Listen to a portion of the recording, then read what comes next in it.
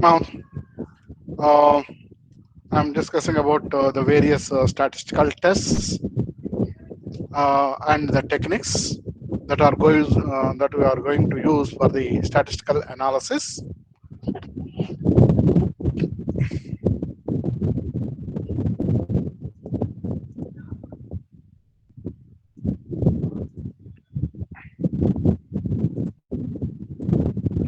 Now, so already that I defined the population parameter, sample, and statistic, and statistical hypothesis.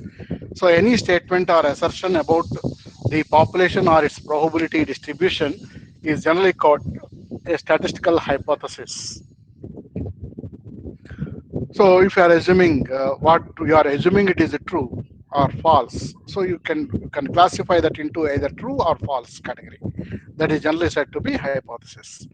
And null hypothesis is uh, about the population, whatever the statement that you are forming, and we are assuming that is a true and which is to be proved. So that statement generally are considering as a null hypothesis.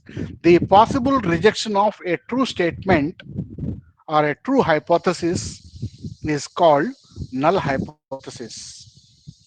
What are the complementary statement alternatives for that statement? Those are called alternative hypothesis. And if you are assuming that this average score is equal to some 75, so the average score equal to 75, it may be correct or may be wrong. Now what are the alternatives?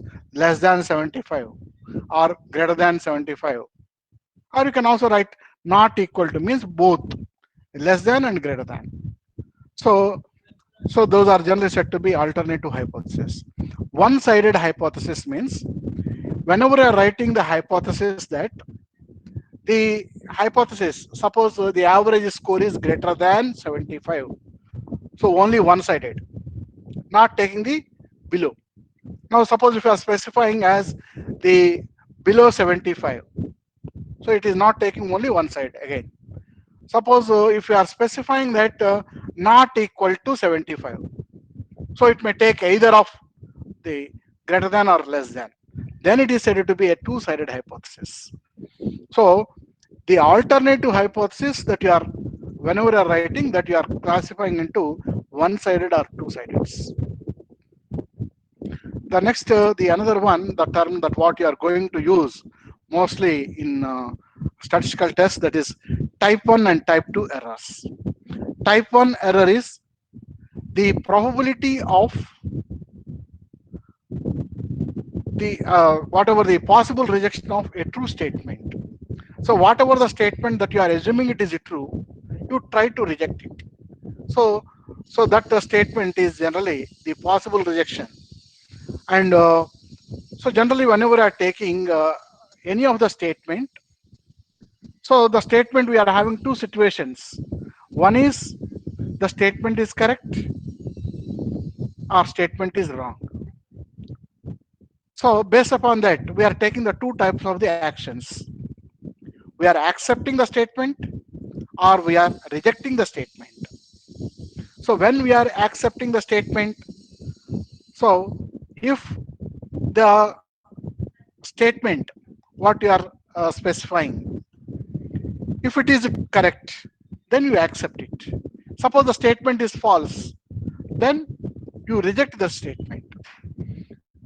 Now, in some situations, even though the statement is correct, but we are not accepting it. So, or in some situations, the statement is not correct, but we are accepting it.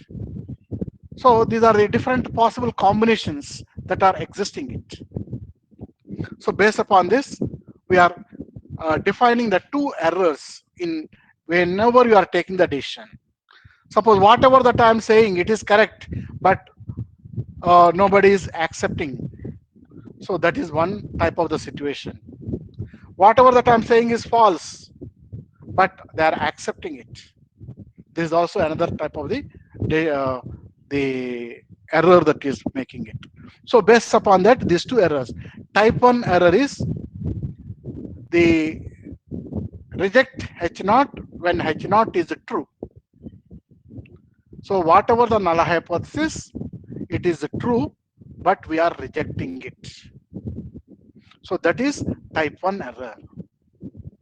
And the type 2 error is accepting a false statement.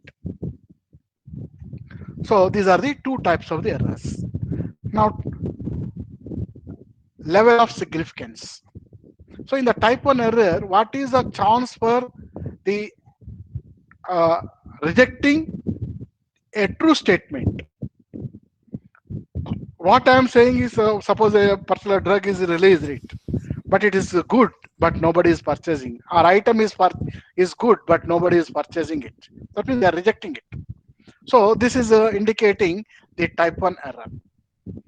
And good is whatever the book that you are referring.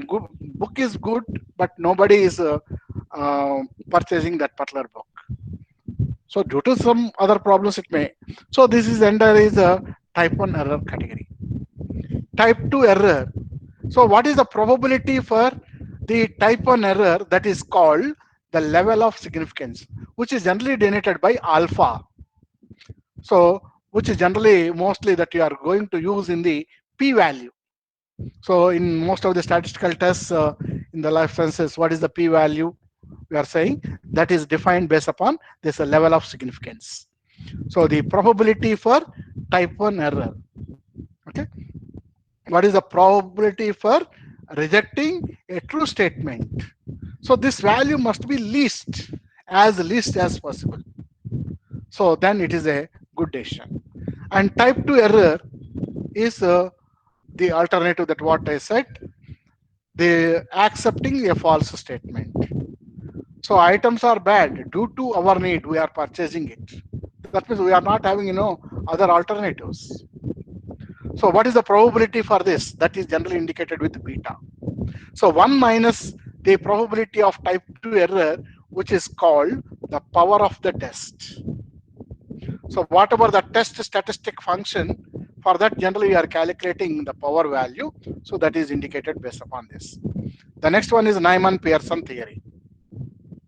So Nyman-Pearson theory is indicating, because whatever the statistical test that you are applying based upon the Nyman-Pearson theory. So what Nyman-Pearson feels that, so here we are having two types of the errors, type 1 and type 2 error. Out of these two errors, which is more dangerous? Is type 1 error is more dangerous or type 2 error is more dangerous?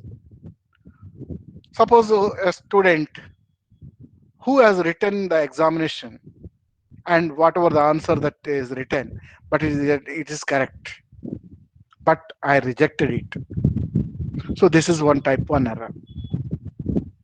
Suppose I'm accepting the false statement what he has written.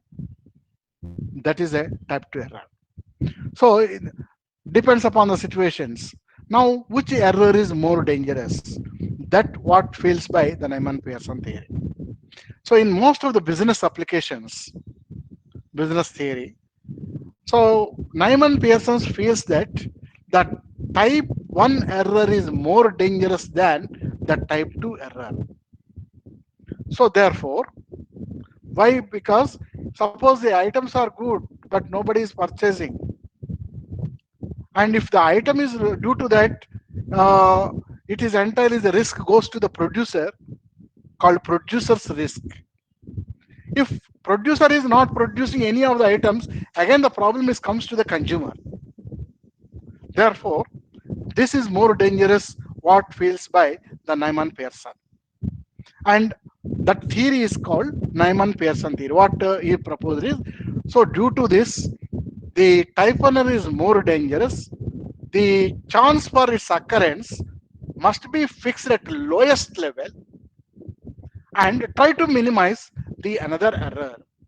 This theory is called Nyman-Pearson theory. That's why we are trying to fix the p-value or alpha value in almost all the test statistics.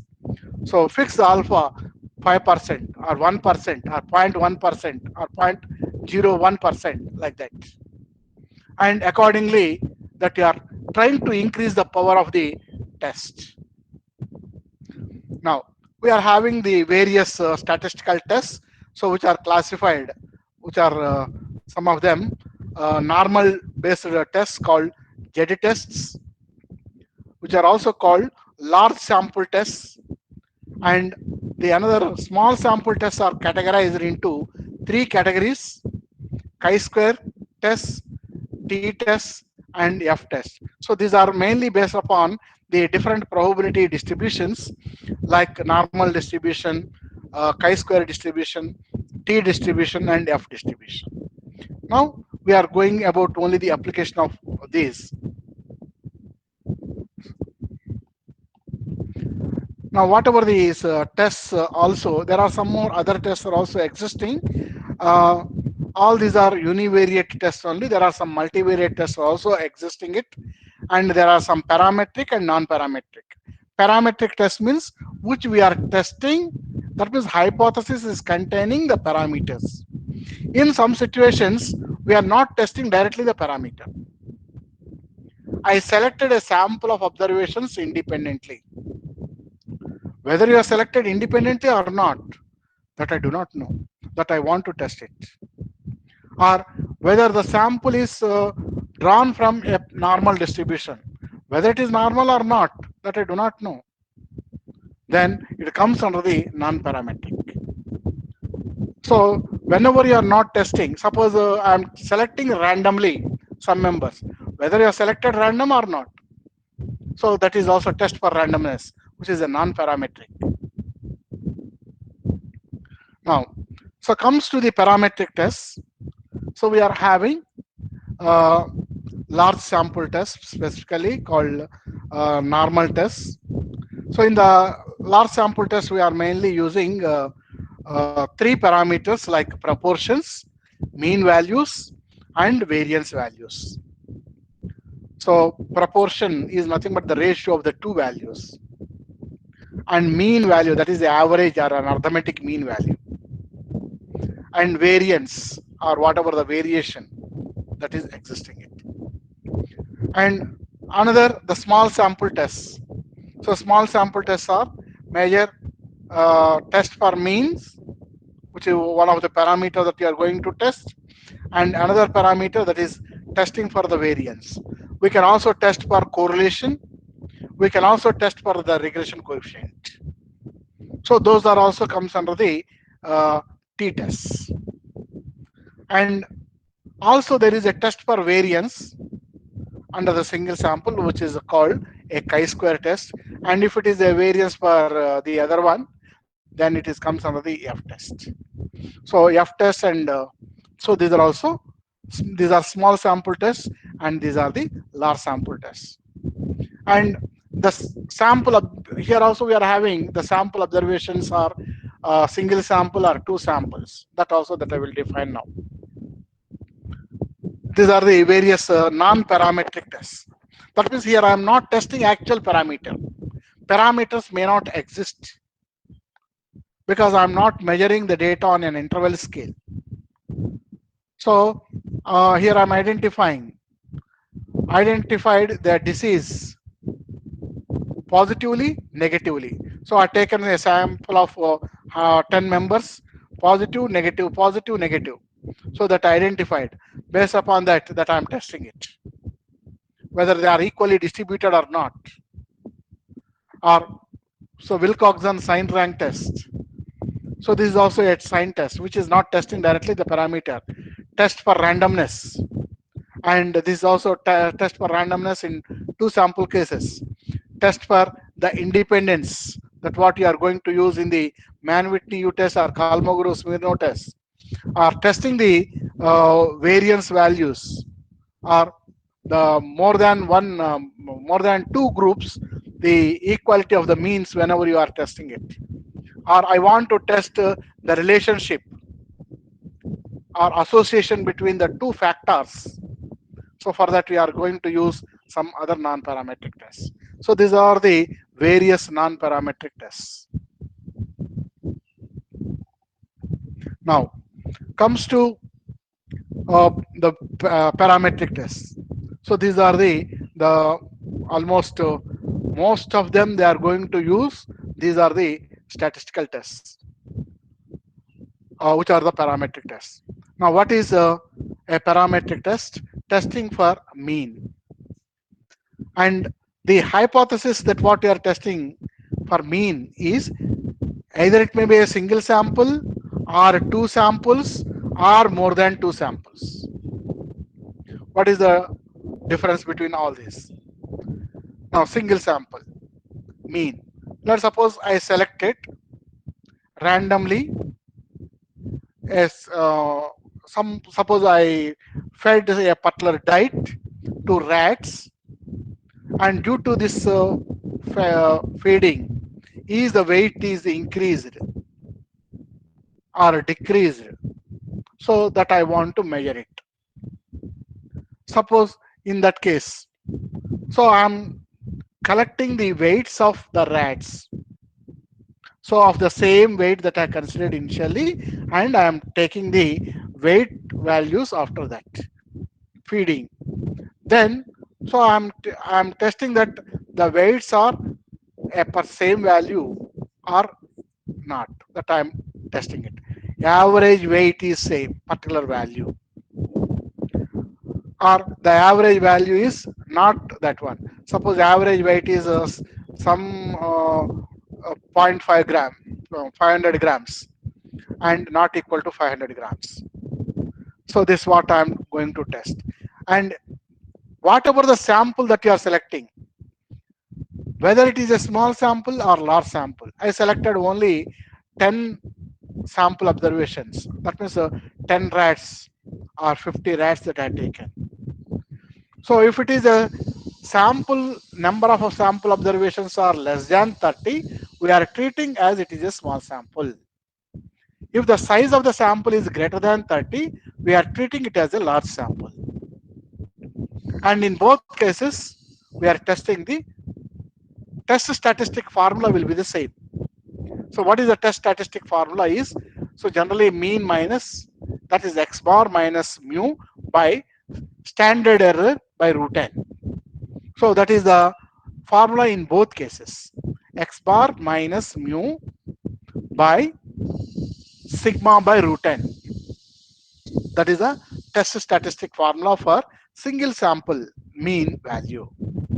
And after obtaining that, then we are computing the calculated value and comparing with a tabular value or a probabilistic value or p value.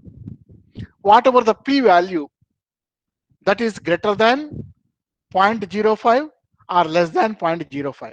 Based on that, whether we have to accept or reject. Because maximum that I am allowing 5% of the error only, 5% of the variation. So 5%, other than that, that I won't allow.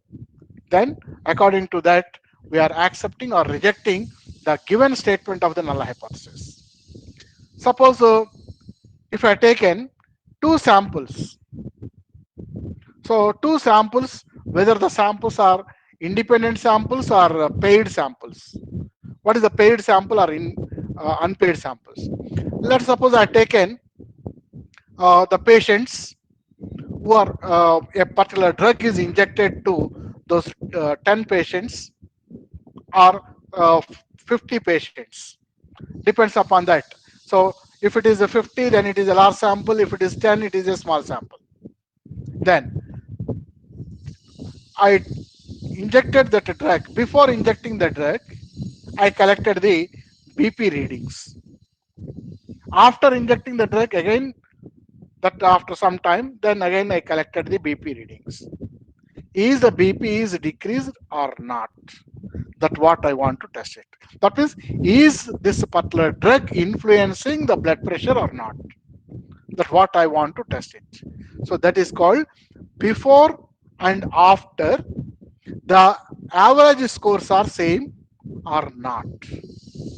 That is called a paid test, because the same patient that I am collecting the two readings before and after. Now suppose I am taking a class for a set of students of 10 members. Before taking the classes, I conducted what is the knowledge they are having on this particular subject. And after giving the training of 4 or 5 classes, then I conducted again the test. Then I am comparing the marks of, that means is the lecture is effective or not. So that means scoring is more or not. That's what I am going to test. So persons are same 2 readings, then you have to apply it is a paired test. Suppose the persons are different. Now I want to compare this college and that college. I start this for the 2 groups, same person. Now I am collecting the readings or the marks obtained by the students. There are 10 members in this class, and in that college, some another only 15 members, maybe unequal also. Then I am testing whether the average score obtained in the first college and second college are same or not. So it depends upon the number of observations. So in this college 15 and that college 10 members, which is both are less than 30. Therefore, it is a small sample. But in one college that I collected more, that is more than 30, and another college maybe some 20 only. But then you have to apply a large sample test. So based upon the sample size, it is only deviating, but only the sample, whatever the unpaid test that is called, because 2 samples are independent, because persons are different, but here the persons are same, that is paid and unpaid. Now suppose if I have taken 4 or 5 colleges, all the 5 colleges taught by me only, let's suppose, and I collected the marks in that particular subject. Then I want to compare all the colleges. Is the variation within the college is same or not? That means average scores of all the colleges is same or not. That is mu1 is equal to mu2 is equal to so on mu k. There are k groups. All groups average scores are same or not equal. Then we have to go for analysis of variance. That is called an F test. If more samples, more than 2, only 2, we are applying the t-test. If it is an unpaid or it is a paid, only single sample, either it is t-test. So I am testing in all the cases only mean for only a single sample or 2 samples or more than 2 samples. And what is the test statistic formula for t? X bar minus mu by sigma by root n. And whereas the 2 sample, the t-test formula, that what you are going to use, mean of the first sample minus mean of the second sample by the standard error of combined sample into root of 1 by n1 plus 1 by n2, where n1 and n2 are the sizes of the first and second samples. And if it is an paid t-test, then x bar minus y bar, that is mean of the difference of the means of the 2 groups by, for the difference values you have to evaluate the standard error. So that is that. And more than 2 samples we are carrying out the analysis of variance. So how to carry out the analysis of variance, that I will tell in the next part, because it is a separate procedure that we have to compute a sequence of 8 steps that are involved in that. So analysis of variance means separation of variance from one group of causes to another group of causes. So that means total variation is splitted into 2 or more parts. So that what you are doing in the analysis of variance. That is between the groups, within the group, how much variation is there. So that I am dividing it and I am testing. The another one that what you are going to use is a variance test. So what is a test for variance? Variance, this is also that you can apply in case of single sample or 2 sample or more than 2 samples also. So suppose if it is a testing for single sample, In that case, we are applying the test is called chi-square test. So chi-square test for single sample specified variance. And even if it is large also, there is a chi-square approximation that is existing it. And the test statistic formula for the chi-square is n s square by sigma square. N means sample size, s square, whatever the variance of the sample observations, by sigma square, population variance. So that's what you have to substitute. So one of the example, let's suppose you taught for a group of students and you collected the marks. Person is same and same subject is taught for all the members, but the marks that obtained by the students is not same because there is a variation in grasping, or maybe variation due to their background of study. Suppose if it is a statistics subject, if those who are having some mathematical background, they may score more. Suppose if it is a like life sciences, or it may be some the social sciences, or maybe some arts. So they are facing some difficulty in understanding of the formulas or applying it. They may score less. So there is a variation from one person to the another person in the obtaining the marks. So that what you are generally using. The variation of the marks is a specified value, a significant variation or not. That what you are examining in this one. And two samples. Two sample means, let's suppose I have taken the two groups of the students. I taught the same, but the marks obtained by the students in the first group and second group are totally is deviating it. In first group, all the members are obtaining nearly the same mark. Variation is very less. They are all some level. But in the another group, I am getting the different backgrounds. So due to that, the variation is getting more. So whenever in that type of the cases, equality of the variances are not. That's what I am examining. That is called testing for equality of the variances. That is called an F test. So the formula for F test is S1 square. That means variance of the first sample by its degrees of freedom by variance of the second sample by its degrees of freedom. So that is called an F value. And there is a Z test or normal test is existing. But in the normal test, we are not directly testing sigma 1 square equal to sigma 2 square. We are testing sigma 1 is equal to sigma 2. The standard deviations of the two populations is same or not. So all these hypotheses we are not testing for based upon the sample. We are testing for the population based upon the sample. So these are all population constants, not sample constants. Okay. And the variance of the first population equal to variance of the second population. Or variance of the first population is not equal to the variance of the second population. That's what you are testing in F test. Or standard deviation of the first population equal to standard deviation of the second population. That's what you are testing in the Z test. Suppose more than two samples are existing, just like this type, but H naught sigma 1 square equal to sigma 2 square equal to so on sigma k square. Against the alternative hypothesis, they are not equal. Then we have to go for the another test that is called Bartlett test, but here not specified it. Okay, so mostly that we are not going to use, which is a very advanced one, which is called a Bartlett test for more than the two samples, testing for variance.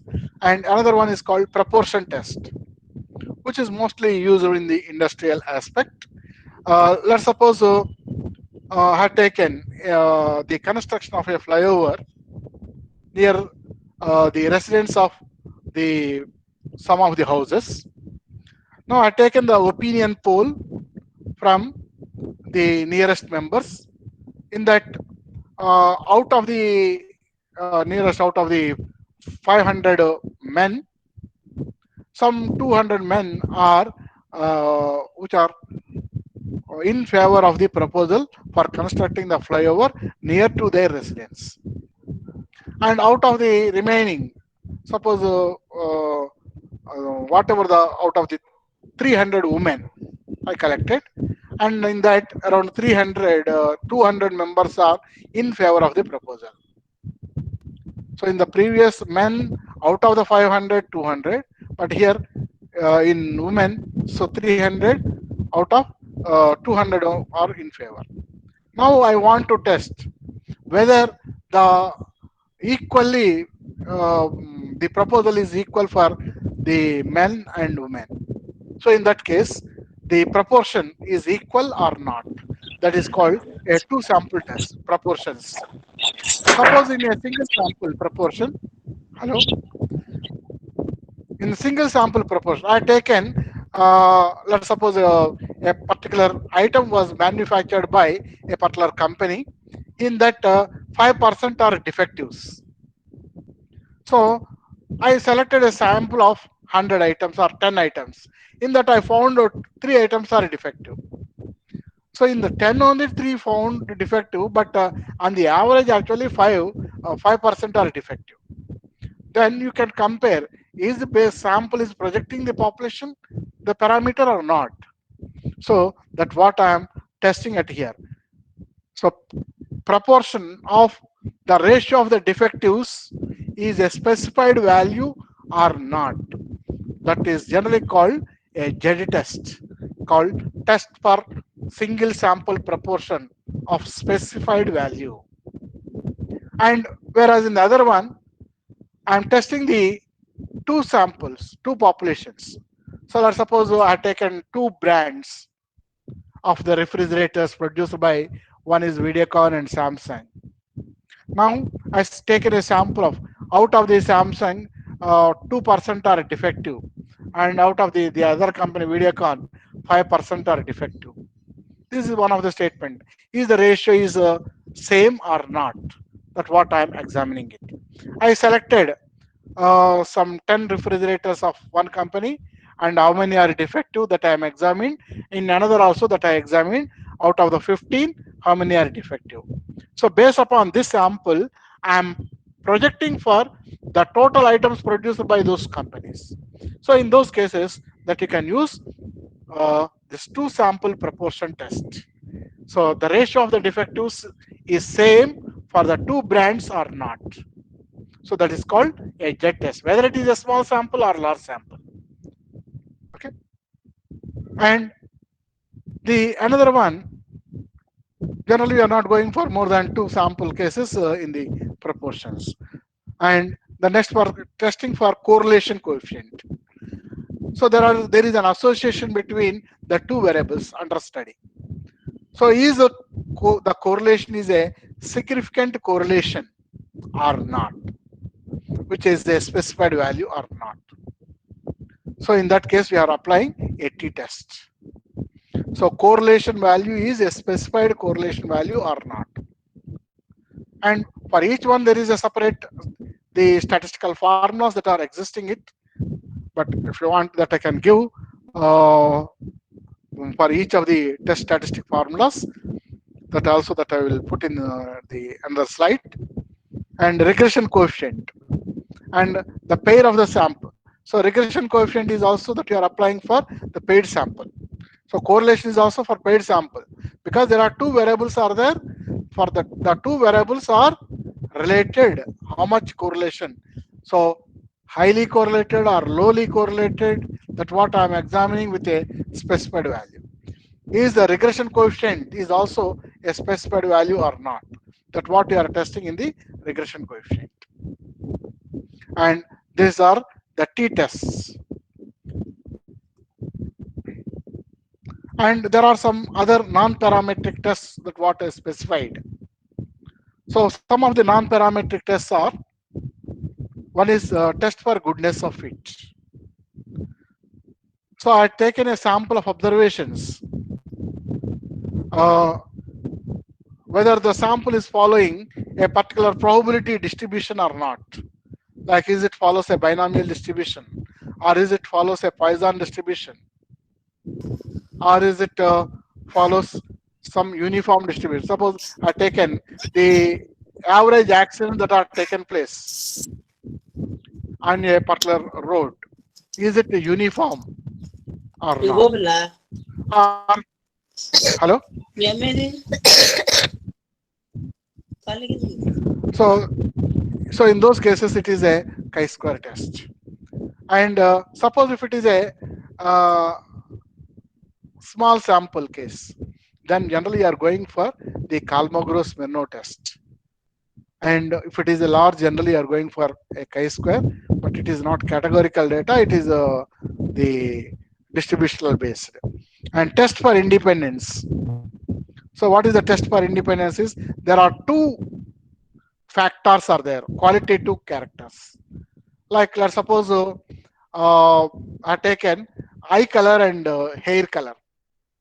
So eye color is one character and hair color is another character. Eye color white, black, brown, like. And this is also three categories are there, let's suppose. Now in a particular locality, now I identified how many members, those who are having eye color and hair color both are black. Eye color black, hair color is white, how many members are there? Like, so I collected a sample of how many members in each. So which is entirely is a, this is only a number that I'm collecting it. This is entirely is a categorical data, because there are different categories that are existing in this. Now in that type of the cases, this is entirely the nominal data. Therefore, we are applying the chi-square test. This is called test for independence. And whatever the test statistic formula that what we are using is the summation of observed value minus expected value whole square by the expected value. So that what you are going to, even for the goodness of it also, the same formula that what you are going to use, but the procedure of the calculation for the data will be changing it. And distribution of equality. So whether the probability distribution of the first population and second population are same or not. That is generally we are testing called Kolmogorov-Smirnov test. And this is generally we are applying in case of the interval data. And another test called randomness. I selected a sample of observations, whether the sample observations are selected randomly or not. So that what I am going to test, that is called test for randomness, that is called an run test. This is in case of the single sample. If it is a two sample case, generally we are calling as world Wolfowitz run test. In sometimes both are studied to be world Wolfowitz run test only, but single sample and two samples. And here the randomness that we are indicating with uh, number of runs. So which is a category. So A group, B group, A group, B group, B group, B group, so on, A group. So I'm defining the runs at here in that particular data. So that is mainly indicating the randomness. And specified mean of the single sample. So here also that I'm testing the parameter, but not exactly a parameter. It may be mean, or it may be a median, or it may be mode, or any other character. Generally, whenever we have taken a sample for non-normal populations, median is better than mean computation, or mode that you are going to use. So in some we are going to use mode. Generally, that's why you are calling these are called location parameter tests.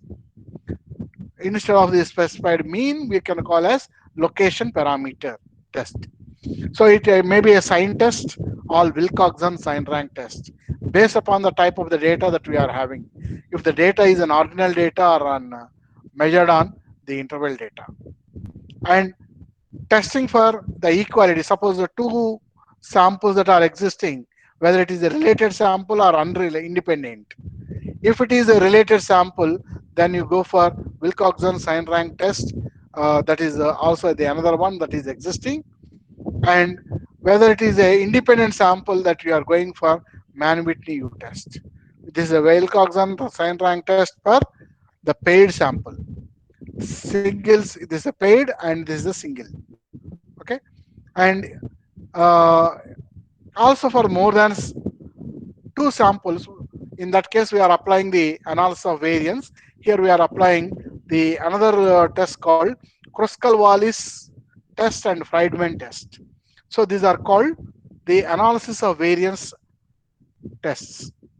So these are the various parametric and non-parametric tests. Also, we are going to use uh, specific the analysis of variances called completely randomized design, randomized block design, and lattice square design, which is analysis of variance one-way classification, analysis of variance two-way classification, or three-way classification, and analysis of variance with interactions, or a model fitting of the regression that is called response surfaces. Okay. Now I am going for about the each part, the analysis of variances. Now whatever the analysis of variances in this, uh, I'm going for some particular sample data.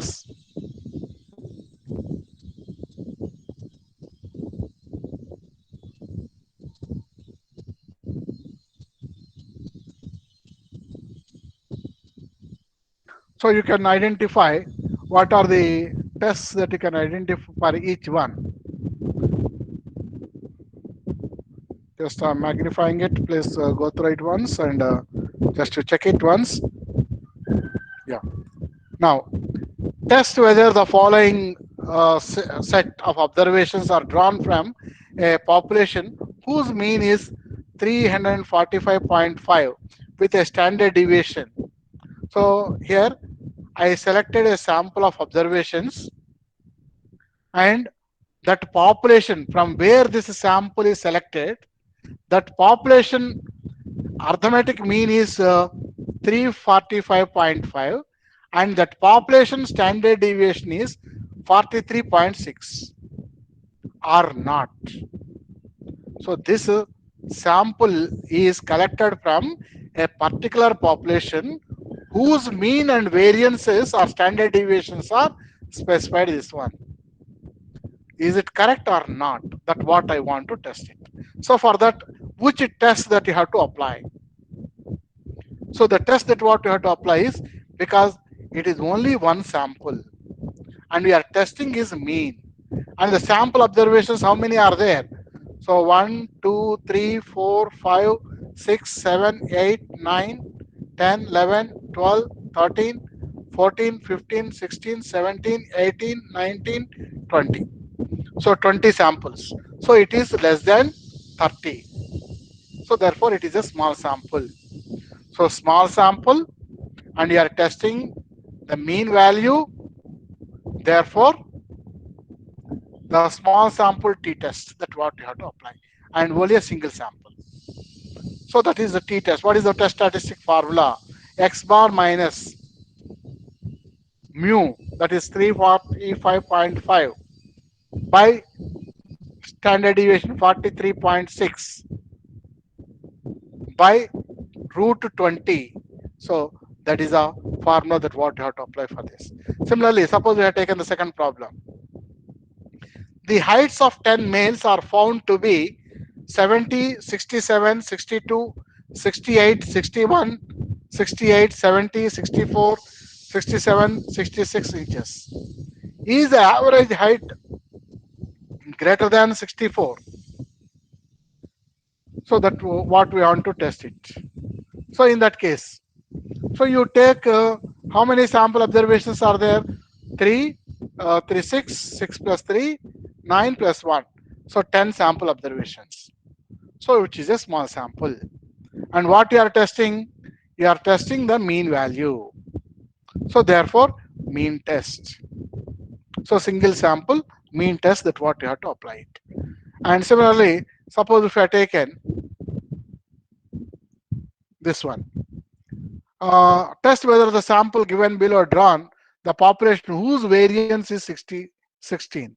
That means this is the sample observations which are collected from a particular population whose variance is 16 or not. That's what I want to test. So which is a small sample, because the number of observations are how many? Around 12 observations. So 4, 4, 6, 6 plus 4, 12 plus 1, 13. So which is a small sample. And we are testing the variance, single samples, small sample variance test, that is called chi-square test. That what you have to apply. Otherwise, you can also check it in the statistical test.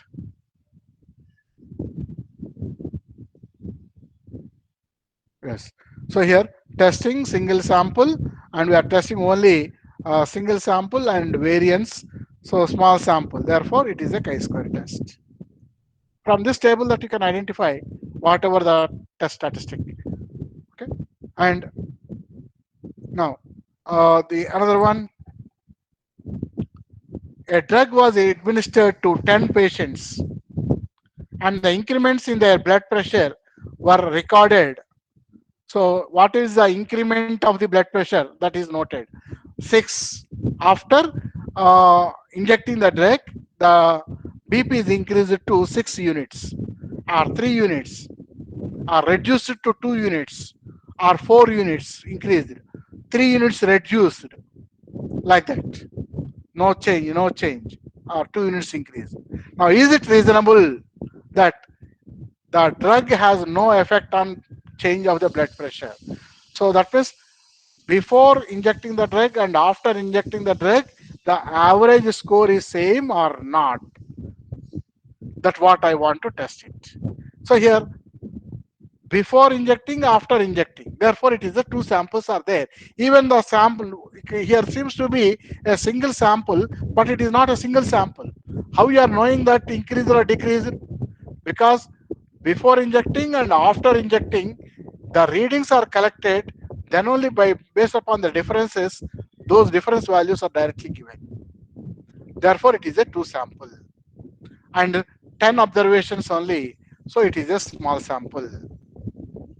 And we are testing, is the average score is same or not? So testing the mean value. So what is the test? Now comes to this one. So test for mean, two samples, before injecting and after injecting means persons are same. Therefore it is a paired. So what is the test? So t test. So what is the formula? D bar by SD by root n. D bar is the difference of the means by standard error of the differences, standard deviation of the difference is SD by root n, where n is the sample size. So it's root 10. That's what you are going to evaluate.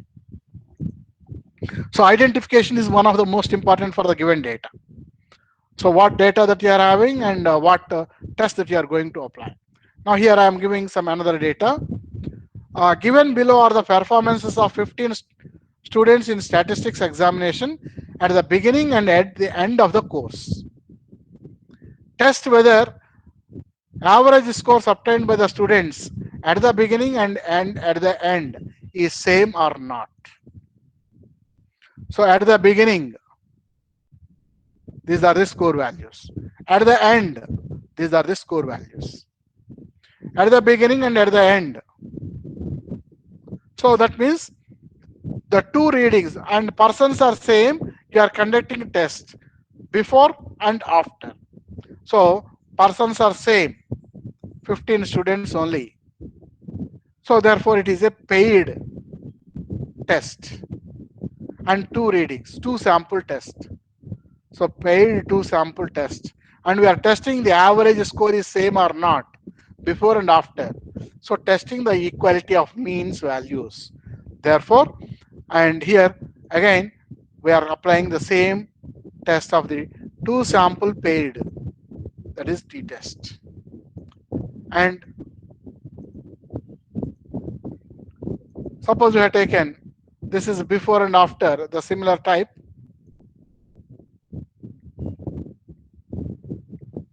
Now if you have taken this, the distribution of heights of A random sample of 10 couples is given below.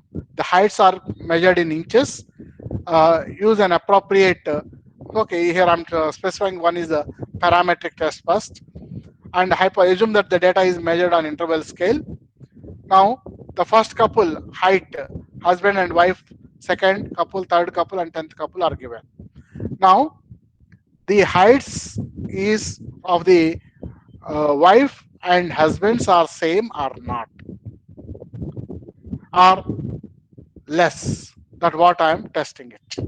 So this is one sample. This is another sample. These two are independent. Therefore, two in two sample independent that we have to apply, and only small sample. So what is the corresponding one?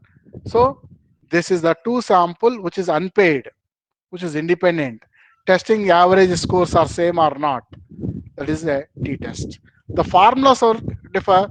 The mean of the first sample minus mean of the second sample by the standard deviation of the combined sample into root of 1 by n1 plus 1 by n2, where n1 and n2 are the first sample size and second sample sizes.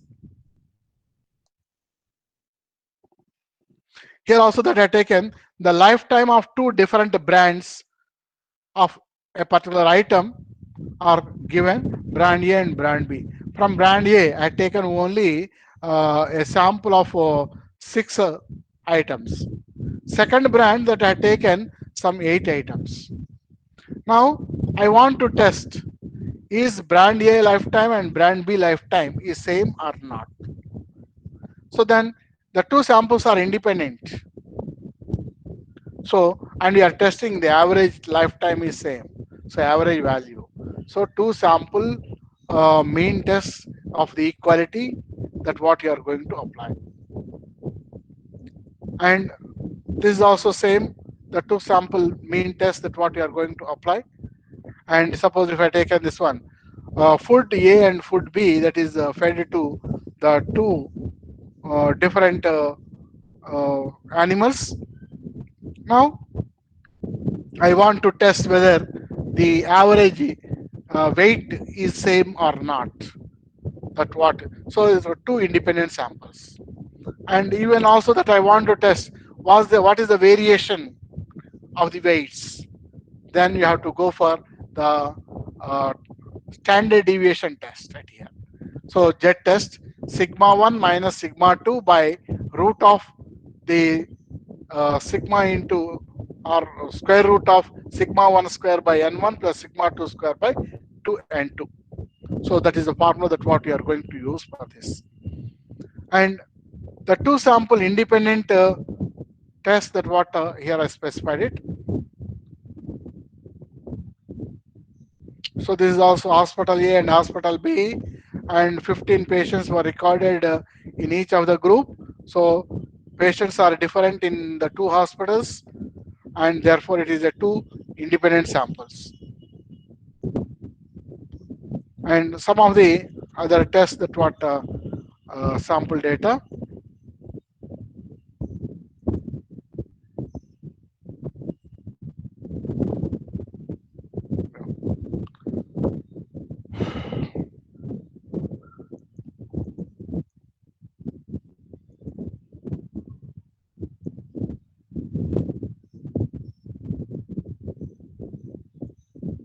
The following table gives the number of aircraft accidents that occur during the 7 days of that week.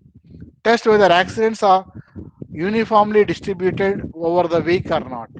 So on different days of a week, and here how many accidents that are taken place that are given. So is it uniformly distributed? That means in all the days the same number of accidents nearly or not. But what I am testing it. So this is almost the testing for the distribution. So uniformly distributed. So uniform distribution, that is a test for goodness of fit. That what you have to apply it here. So test for goodness of fit. So what is the test for goodness of fit? The test statistic formula, that is a summation of observed value minus expected value whole square by expected value. So that is the formula under this. The next, the another one, that what you are going to use, uh,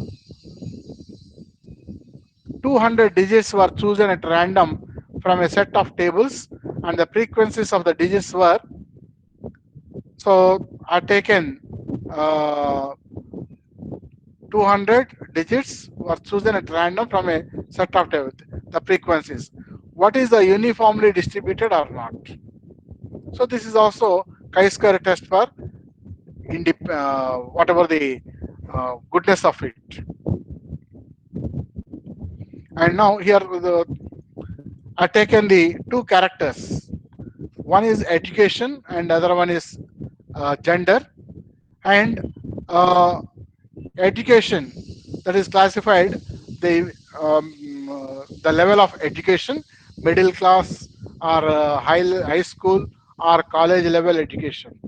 And the gender that I have taken, the how many male and how many are female of the different level of educations, that information that is collected from one particular locality and from the 100 members. Now I want to test, is the education depends upon the gender or not. So both are qualitative characters, and I am trying to find out the relationship between the education and gender. Then you can go for the chi-square test for independence. So that the test for independence, whatever the character of the another example also, that you can, a random sample of 300 persons and their habits were collected, and habit, smokers and non-smokers, and gender that I had taken. And now I want to test the whether uh, there is a relationship between the gender and smoking. Then here I want to identify whether actually relation is there or not.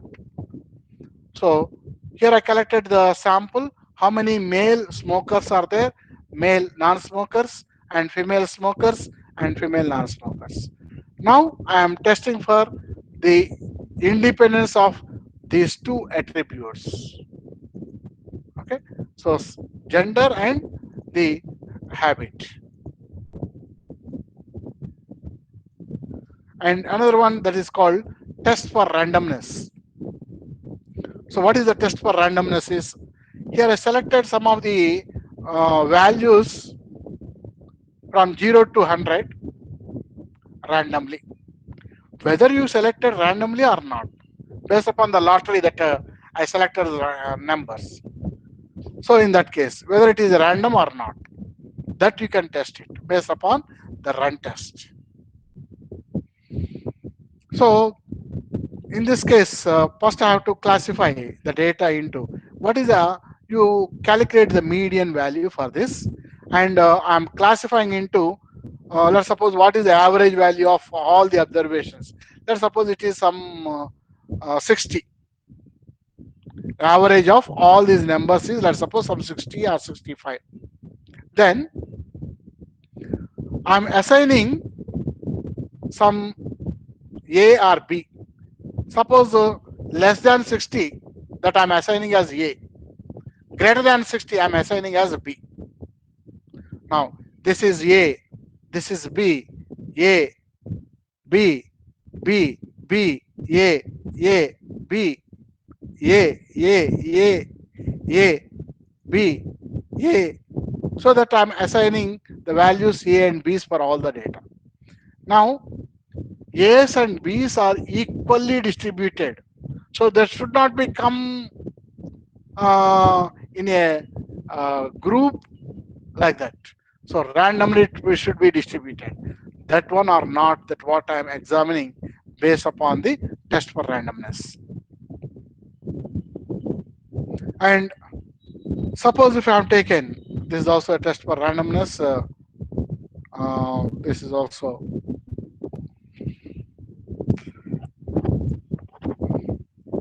now here appropriate non-parametric test for the unpaid, that means two independent samples, which is Wilcoxon Man-Whitney U test, so that you can apply it here.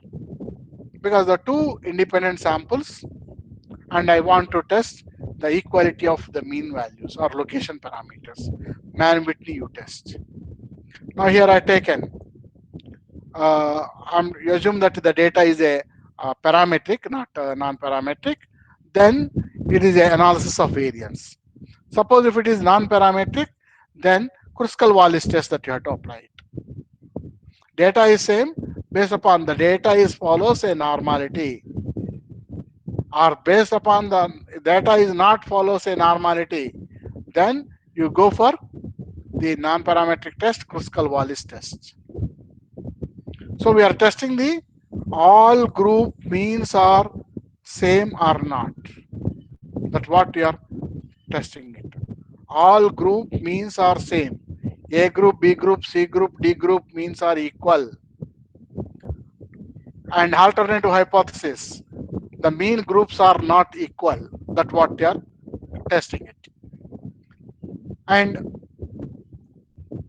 in case of this one, so here I have taken the three samples, sample 1, sample 2, sample 3, and is a uh,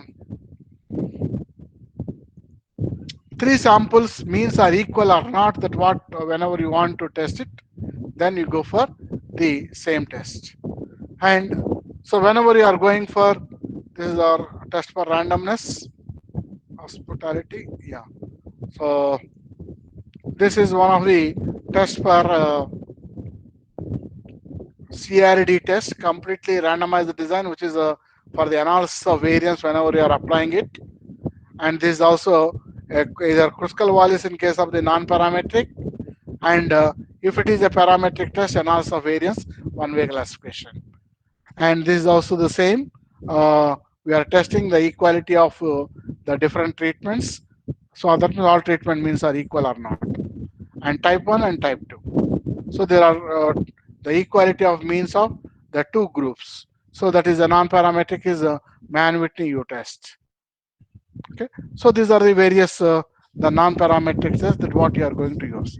Now coming to the graphical data.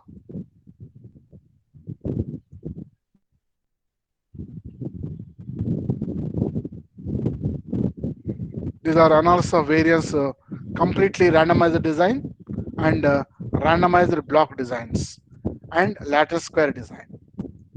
So whenever you are testing the analysis of variance, one-way classification and two-way classification, how you are carrying out the analysis of variance, one-way classification or two-way classification.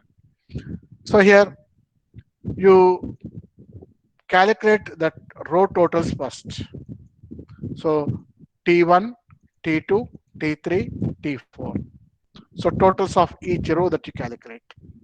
Then you calculate that grand total. That is sum of all observations. That is called G. And TA, TB, TC, TD are the row totals. The next I am calculating, you square each observation, each cell, the whatever the value, that you square it and add it.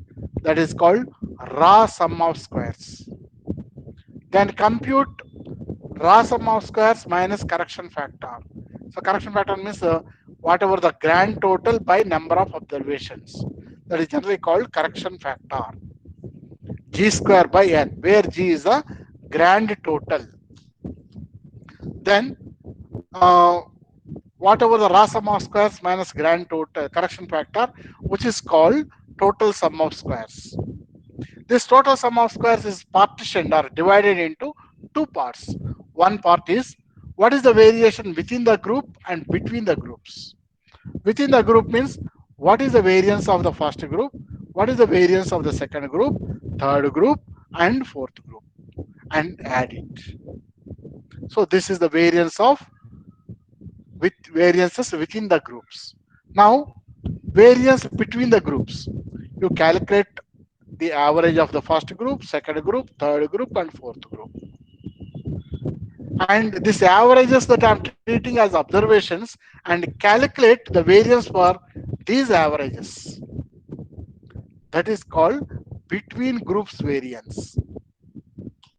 And then the total sum of squares minus the between sum of squares. That means between the group variance. Then you will get within the group variance. So this is the methodology that what you are going to use for computing the analysis of variance for a completely randomized design. The similarly that you can apply for the randomized block design also. You are calculating the totals of each row and also calculate the each column, and then you calculate the grand total and total square by grand total for the row sum of squares, and also calculate for column sum of squares, then compute the uh, error sum of squares and the total sum of squares. Total sum of squares again the same procedure that what that I had given the above. You square each observation and add it, and minus the grand total square by the total number of observations, which is called a correction factor. So that is what we are going to use evaluating the total sum of squares. Then we are presenting the same data in analysis of variance table. Okay, and even for uh, the other one also that we are applying in the same procedure. Now I will go for uh, some of the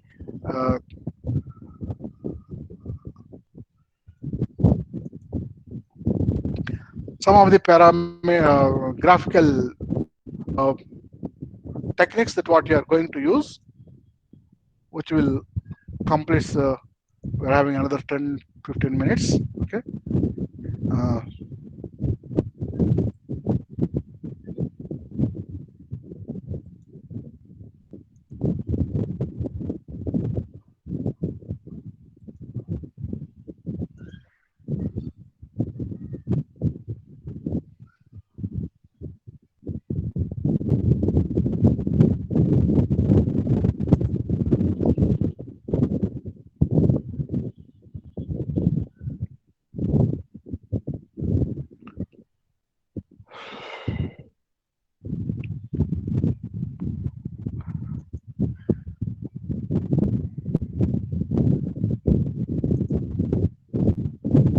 so some of the graphs that what we are going to use in the same.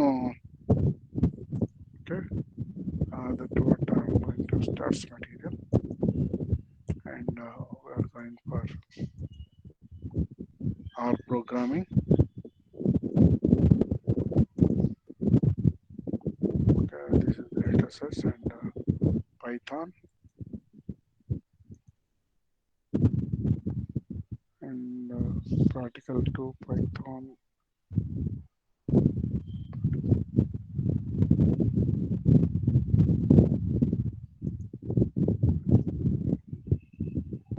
So we are calculating the various implementation by using the software that are there. But I think most of them that you are not familiar with programming. So that's why I'm not touching this SPSS package or some other at here.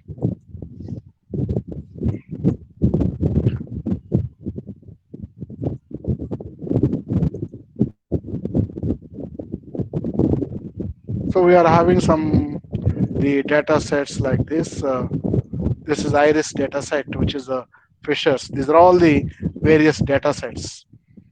So these are the we want to carry out the analysis for this. So which is the sepal length and sepal width and petal length and petal width. So there are the flowers and their the length and widths that are measured, and this is generally called iris data, Fisher's iris data set. Now can carry out the various statistical tests on this Fisher's iris data set, so that if you are having any of the data set that you can calculate.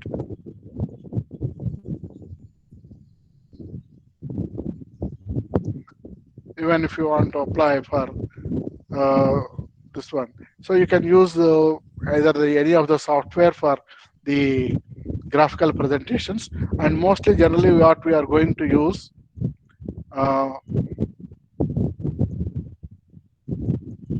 so,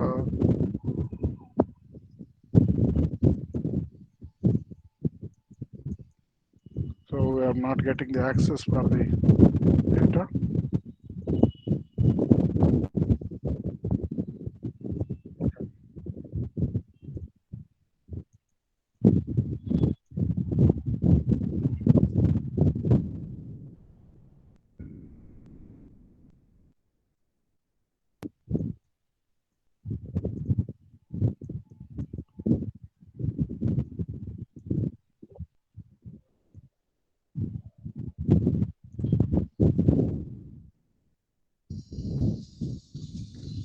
So there's a problem is there in the MS Excel that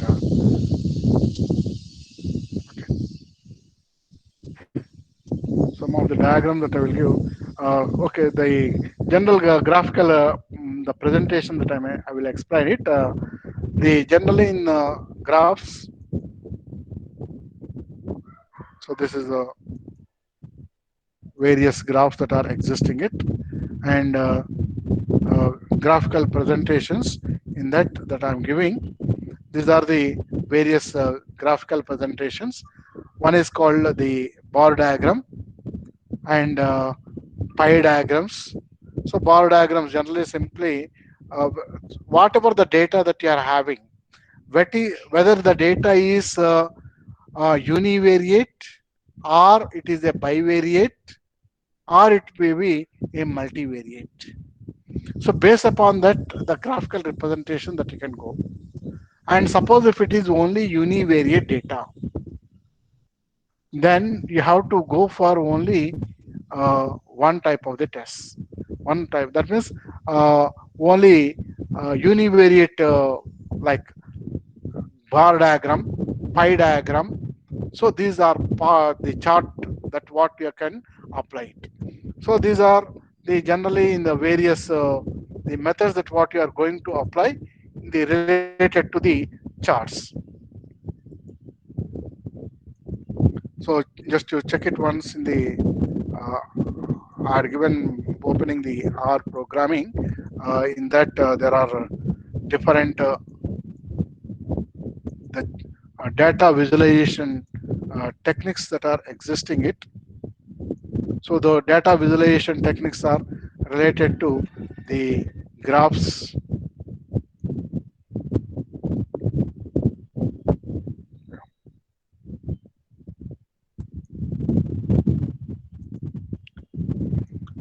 So I have taken one sample data.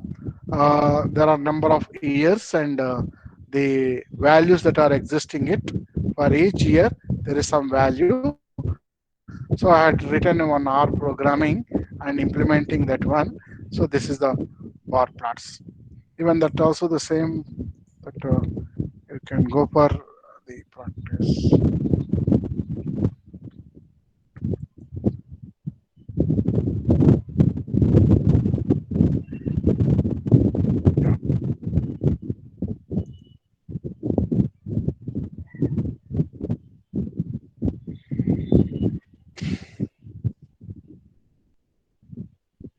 So based upon the data is whether it is a categorical data or ordinal data, then um, these are the various graphical procedures that what you are going to use. So data, qualitative data and quantitative data. So qualitative data, the tabular methods that what you are going to use. And if it is a graphical methods, when we have to use bar graph or pie graph or pie chart or bar chart. And frequency distribution, whenever it is a data is measured on a whether it is a qualitative or quantitative. And so frequency distribution, relative frequency distributions, percentage and cross tabulations. Most of the cases we are applying the cross tabs. And whether it the data is quantitative, then tabular methods, whenever you are presenting in a table form, then based upon the table form that you are getting, we are applying various uh, some graphical methods like frequency distribution, relative frequency distribution, cumulative frequency. These are all tabular presentations and graphical presentations. Okay, and so one dimensional and two dimensional. That means one only univariate it is. So what are the various representation pictograms or cartograms? Cartoons that you are drawing it, or simple bar diagrams, or multiple bar diagrams, or compound bar diagrams, or percentage compound bar diagram, or simple pie diagram, or multiple pie diagrams, or dot plots. Suppose this is a cartoon that how many members are there? Each one is representing 1,000 population, or say 50 population. One figure is indicating 50 population. Suppose if it is only 25, half part that you are indicating it. Like that, it is a pictogram or cartogram. Simple bar diagram. So we are indicating there is no dimension at here. Only it is indicating a particular month. And here, what is the value heights that are indicated? This is called a simple bar diagram. Now, compound bar diagram. So in 2001 to 2, there is a total income. Let's suppose this is 500. What are the different sources that I'm indicating as the parts? And second, another financial year. So what is the values? And I'm subparts that I'm indicating. These are called compound. So there are different components that are included in each of the bar. So previous, there are single bars. So this is a compound bar. And this is called percentage compound bar. So in the previous one, the heights are differ, but here the heights that you are measuring to percentage only out of the total 100. So first part how much, second part how much, or third part how much, so that you are expressing in terms of the percentages, which are called percentage compound bar diagrams. Now suppose it this is entire, even the multiple bar diagrams also existing. Multiple bars is one bar and side another bar that you are drawing it.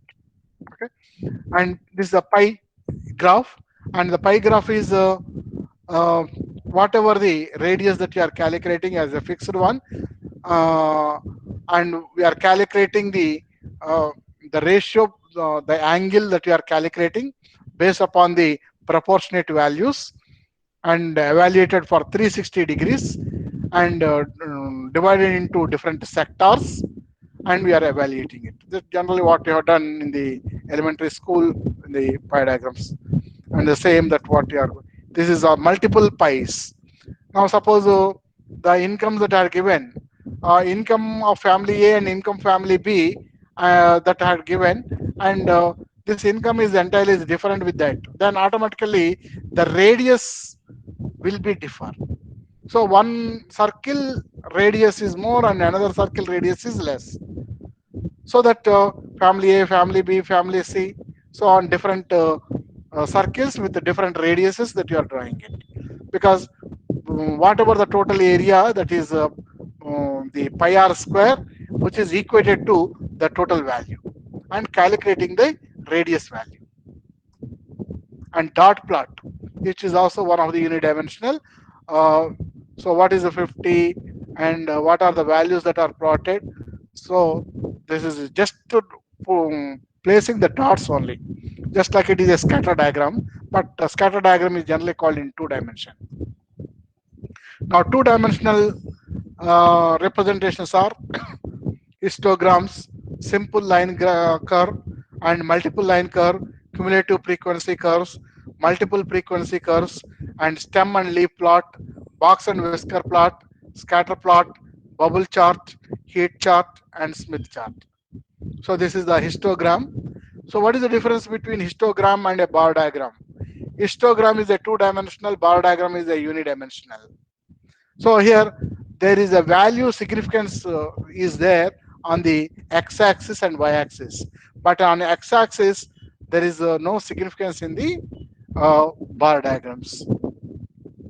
And this is the line diagram, line graph. So line graph is just it is we are drawing, just you have plotted the points and joining with a line of the consequent uh, points sequentially, that you are connecting the points. Okay, so and we are getting one of the curve like polygon type, and this is a multiple line. So more than one line that are existing in the same, for which are mainly used for the comparison purpose. And this is called cumulative percentage frequencies, cumulative values. It is always an increasing in the same direction. So which is a just like a z reverse type, which is increasing it, which is called cumulative frequency curve or argue curve. This is called stem and leaf plot. So just you are identifying the frequencies, and frequencies more that are occurring in those that you are identifying it. Those are stem and leaves. So at which place the values are existing, which are connected. Okay, this is a stem and these are the leaves. And box and whisker plot, which is also just like the graph, but which is indicating the variation, which is indicating the interval, confidence interval. So confidence interval is nothing but whenever you are estimating any of the value, what is the lower limit and upper limit, because automatically whenever you are estimating, the value may not be exactly correct.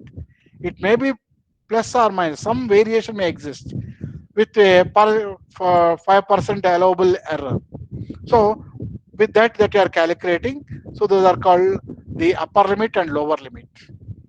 So generally whatever the estimation value, plus or minus some uh, percentage of the p value, either t value or f value or chi-square value, into standard error. So that is the general formula that what you are going to use for the uh, computing of the confidence intervals.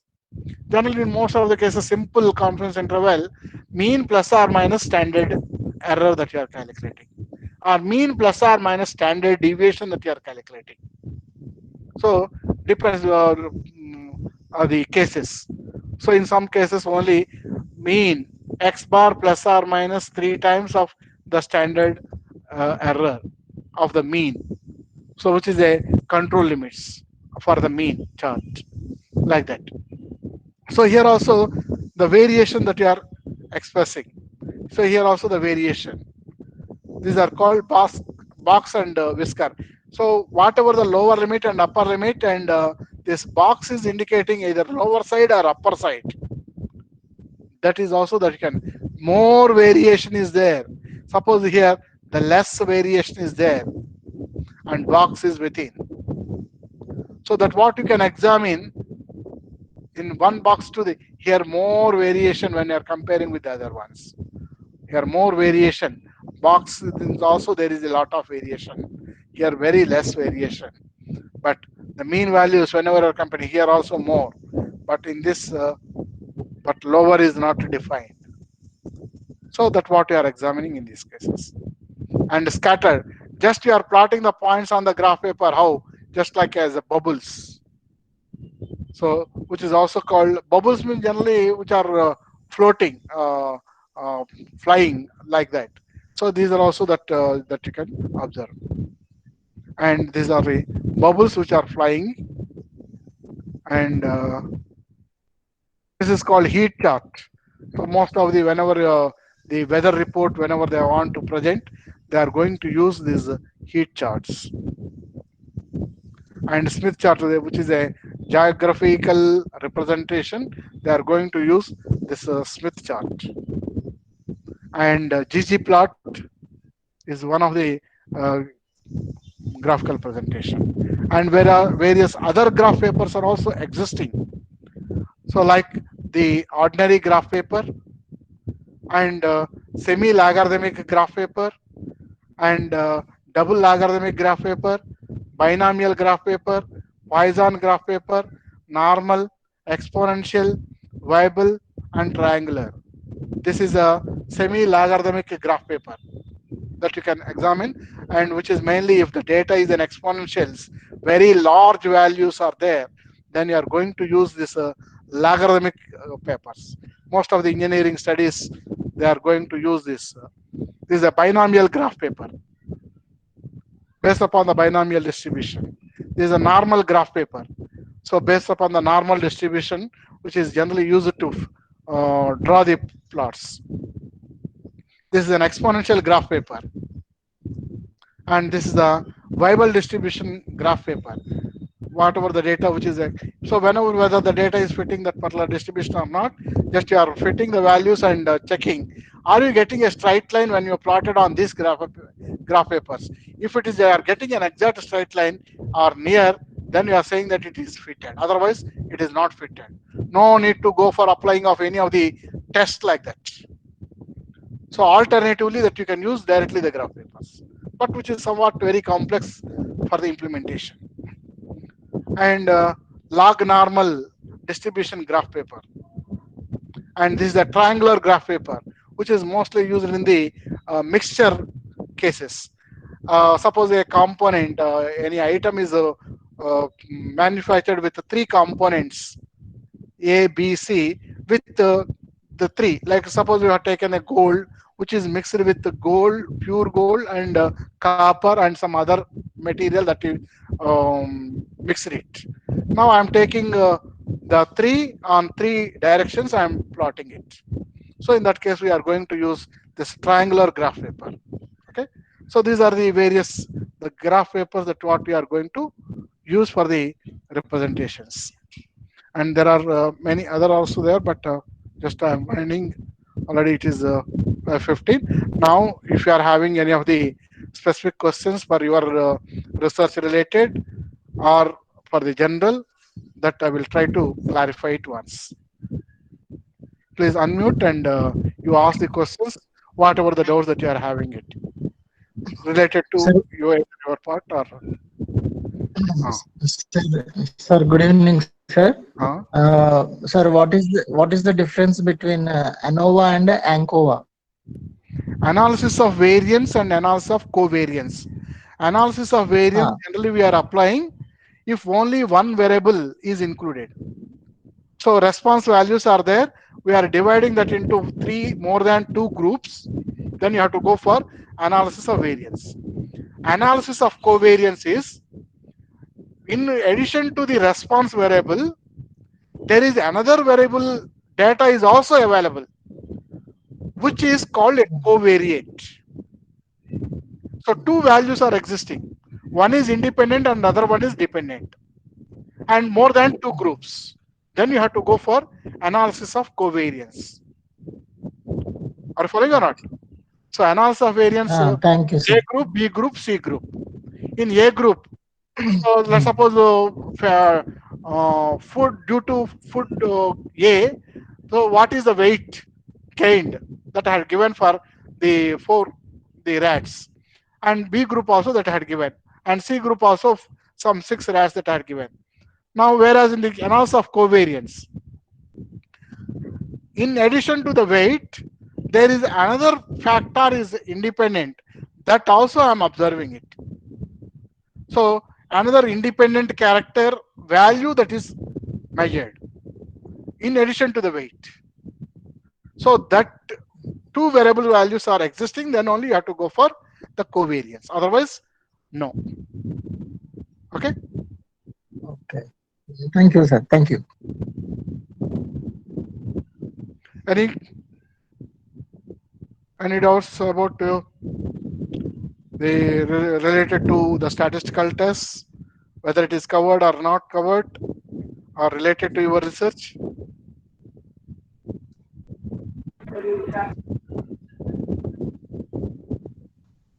Hello. And any more questions that you want to ask Dr. Bhatra? Now, whatever the questions are related to yours also that you can pose it for your research.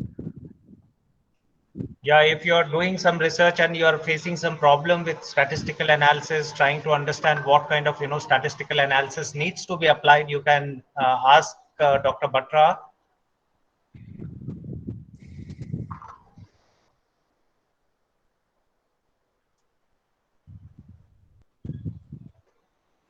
Okay. Hmm. I see that nobody is asking anything on the chat also.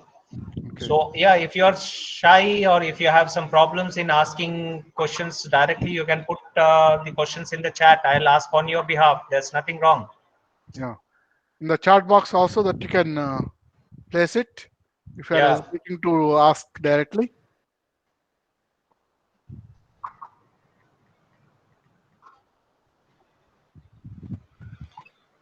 Sir, if the samples, sir, Any if the chat? sample, sir, excuse me, Oh, if sir, the if the sample size is 30, will it come under small sample or we are treating it as a bigger large one, sir? sample only. If it is 30, it is large. We are treating as a large only. Okay, okay. Sir, one more doubt, sir. Uh, The term variance and variation, are they one and the same or they're different, sir? Variation is Variance, a broader, but variance is a specific word. once Variance again, is sir? a specific word. Variance is a specific word, say a Okay. statistical word, which is generally Uh, called variance. 1 by n summation of xi minus x bar whole square. Variation is a general word, not directly as a okay. statistical. Okay, but So there is a difference. Okay. expression that we are using the variation. Uh, Variation means which is differing from one to the another. yes. That is the general term that what variance is a specific statistical word. Okay. Okay. Thank you, sir. Okay. Good evening, Bhatra sir. Also, Sir, I'm Dr. Prasanna. I would like to thank you so much, sir. This is a very elaborative lecture, actually.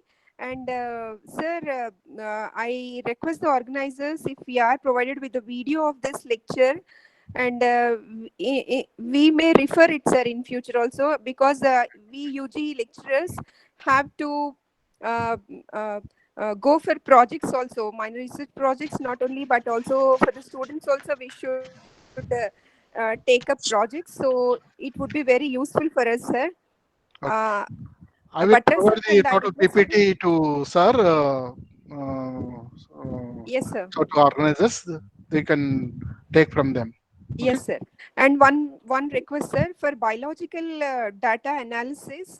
Hmm.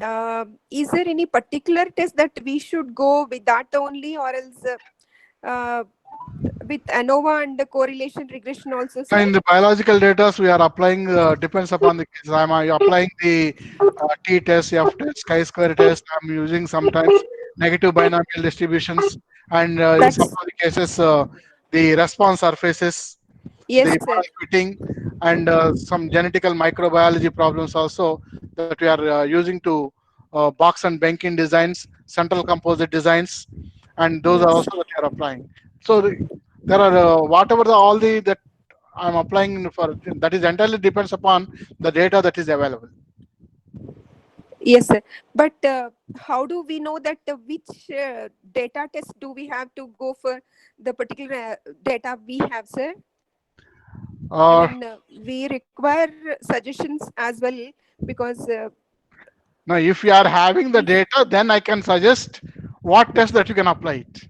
But without oh, knowing what data that you are having, yes, I sir. cannot Yes, sir. directly suggest it.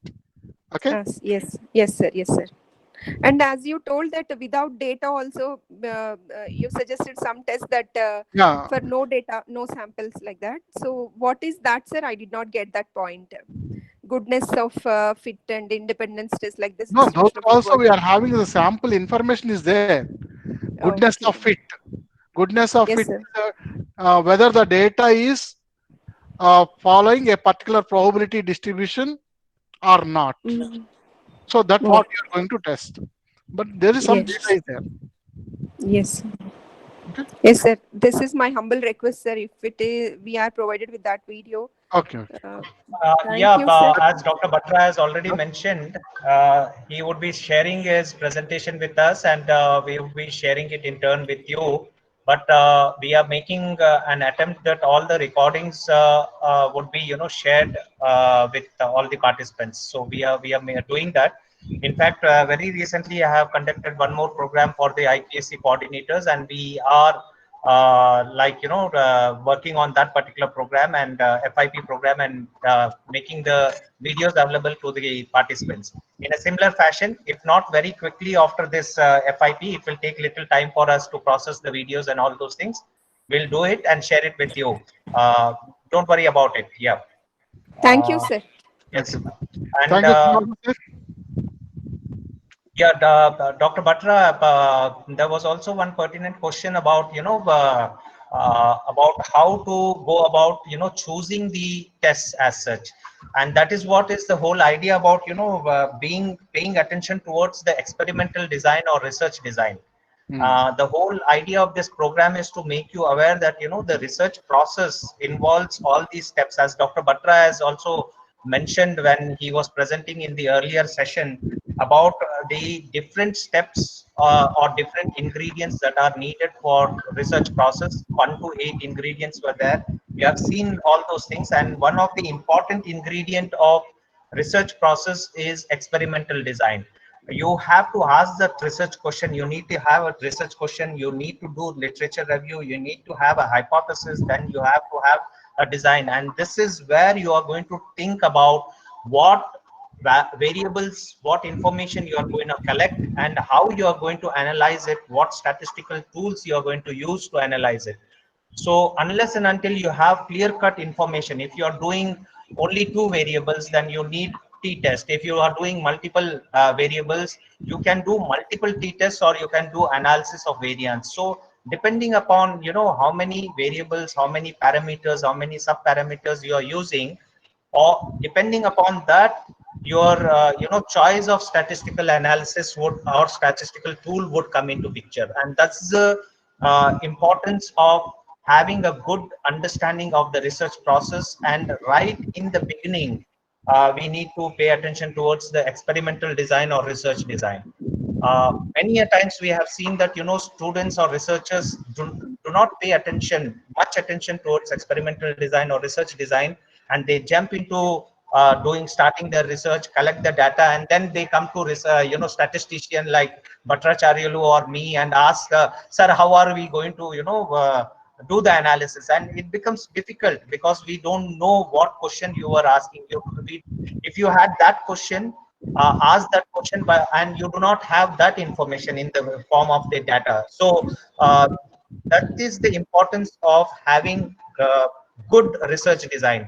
And one of the questions that you had been asking was about what are these different statistical softwares and all those things. There are plenty of softwares that are available.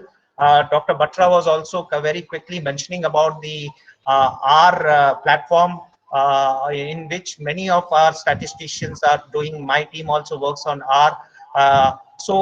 We have many statistical softwares that are available. I would suggest that, as I told you, we are taking this research, orientation, sorry, FIP, into the more of hands-on from tomorrow onwards. So from tomorrow onwards, we are going to, kind of, bring in resource persons who are going to, give you hands-on experience about how a particular data needs to be. I thank Dr. Bhatra for having given holistic information about what are the different tools, how different analysis needs to be done, and all such kind of things. From tomorrow onwards, we are going to, get into that, getting what we say, getting our hands dirty and trying to, understand how data needs to be analyzed. Thank you very much, sir. If Thank you, there sir. is, yeah, no more question, I would request Miss B. Sir, Sarita to propose. Swami, you have a question?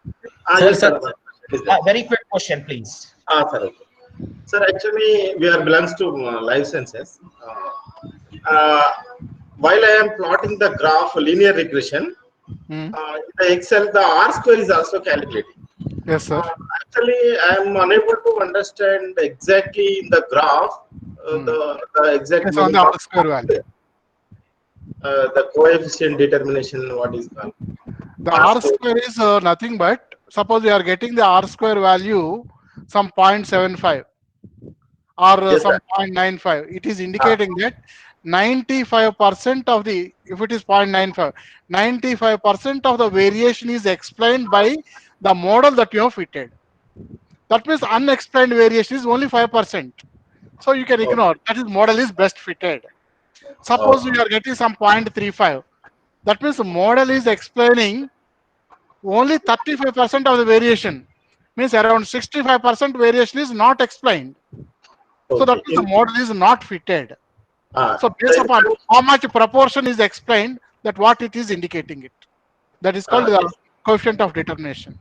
the explanation is in between the x-axis and y-axis, and dependent and independent variable. Is it, sir? Yeah, between No, the no, no. variables that you have taken. It is independent. It is not based upon the R square is independent. Y is equal to some AX plus B model. You are getting a one line. All the points are falling on the line Yes. or near to the line. If they Yes. are falling near to the line, how much they are near to the line? If they So are near to the line, that is explaining that R square value. the R square value is more. 95% of the observations are near to the line. Okay. So only 5% there are a lot of some variation is there. Okay, variation is explained only due to that. That what it is generally indicating it. Not x-axis and y-axis separately. Okay. Okay. Yeah. Thanks a lot. I think Swami has got his answer, and Sir. we'll conclude here, sir, because it is already beyond 5:30. 5:30. We'll conclude here, and I request Miss Sarita to Sir, propose the before vote of thanks. Yeah, before Miss Sarita proposes the vote of thanks, Sir. Professor Sri Nagesh has something to talk with you all I participants. just one second. I want to thank our Bhatra Charyulu sir. Thank you, Giving sir. an excellent session, sir. I was also listening to that. Thank you so much, sir. Thank you. Just wanted to thank you. Thank you so much, sir. Thank you. Right. Thanks a lot, sir. Miss Sarita, please go ahead. Thank you, sir. Thank you, Srinivasalu, sir. Good evening to one and all. My name is Sarita, Assistant Professor from Government Degree College, Nirmal. It's an honor and also gives me great pleasure to propose vote of thanks for this session. We, the participants from Government Degree Colleges and Director UGC-HRDC OU and Course Coordinator Dr. Srinivasalu, express our sincere gratitude to Dr. Bhatra Charyulu, who has provided us a lot of information regarding various steps involved in research process and statistical analysis and various parametric tests and many other aspects such as what are pictograms, bar diagrams, etc. Especially beneficial for non-mathematical background faculty, sir. Thank you very much. It was really explanatory and informative and illustrative session, and I must say we benefited a lot by this session. So once again, I thank you from the bottom of my heart for this fantastic presentation, and I also would like to thank the Director UGC-HRDC OU and Course Coordinator for organizing such kind of session. Thank you, sir. And finally, my special thanks to Srinivasalu, sir, for giving me this opportunity to propose vote of thanks. Thank you very much, sir. Thanks a lot, Ms. Sarita. Thank you, Srinivasalu sir and Sri Nagesh sir, for Thanks giving a an lot, sir. opportunity Yeah. to me. Sir, thank you, just sir. before- Thank you. Thank you so much for Bhatra Charyulu sir and for Srinivasalu sir as well. Arey, nahi, saab, arey. Sir. Yeah, wonderful, sir. Wonderful. Thanks, sir. Yeah. Thanks a lot for appreciation, and this appreciation makes us go even with strong passion. Sir. Thank you. Thank you, Yeah, Nagesh sir. yeah. Before we log out, I just wanted to inform you about tomorrow. Tomorrow we would be having in morning session Professor Ravindranath joining us, and that would be followed by Dr. Harpreet Kaur, and after that we would be having the hands-on session that I would be dealing with. So that is tomorrow's session, right? So it would be like in the mornings we would be having talks on research methodology, biases, etc. And then in the afternoon we would be